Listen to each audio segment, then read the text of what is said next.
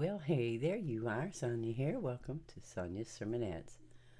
Have you ever wondered why some are so defensive and criticizing and just rules and regulations and restrictions? Why some are so just tangled up with it so badly that they don't even know what freedom is? Many speak of freedom, but to me, that would be a bondage. And another thing, people are so concerned and so involved in what others are doing. Does it make you wonder why they feel and why they react like they do? I mean, it's like they've got a wall around them and they're protected and they must defend themselves and defend their beliefs or their rules or regulations.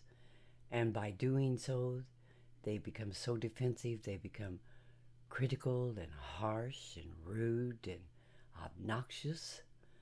I've watched this for years, and the only conclusion that I could possibly come up with is this. Oh, I know a lot of people would say, well, that's the enemy. Well, the enemy is to be carnally minded is death. That's the enemy. How we think. We destroy our own faith and our freedom and our joy in life. And we try to destroy others when they see they're happy with their life. Why does it even matter what other people are doing if they're not harming you or harming others? Why is so many people so concerned about other people's lives that all they can do is just do a great inspection and investigation like a criminal case?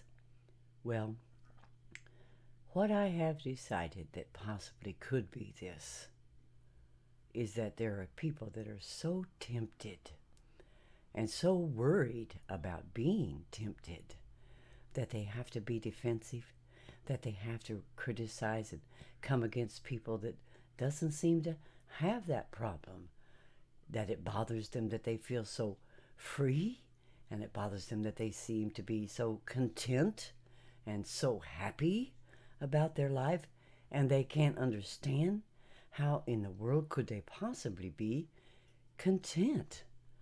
You know why? It's because they are not. It's because they cannot be content. They're very concerned, they're very worried, and not only that, they're very fearful.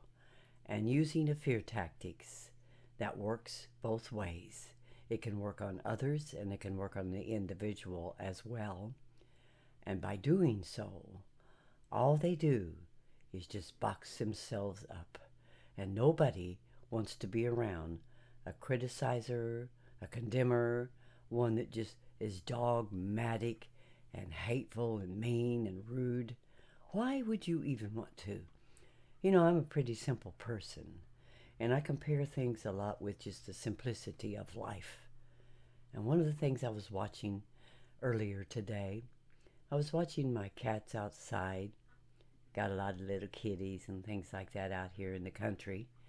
And I have a puppy, and I let the puppy out. He's always on a chain because he kind of likes to run away and go off investigating himself and checking out the neighbors or something, maybe chasing a rabbit. But I was watching them all out there just getting along and playing, rolling around, and my heart just felt almost saddened for a time, and still does, for people that are ridiculed, criticized for simply enjoying themselves like the little kitties and little animals do. How they don't have this worry, this carefree spirit they have is a beautiful spirit. And when you really think about what Jesus actually has done, he has set us free. Now, why are so many people going back into bondage? It goes right back to this fact. They have a fearful, doubtful spirit themselves, and they're very cautious and very concerned about failing. My goodness, if an individual becomes that weak, they truly do need to seek God for strength. The weak shall be made strong, psychologically, mentally, physically. We can take on so much fear that we become dysfunctional or want to be a part of anything or anybody.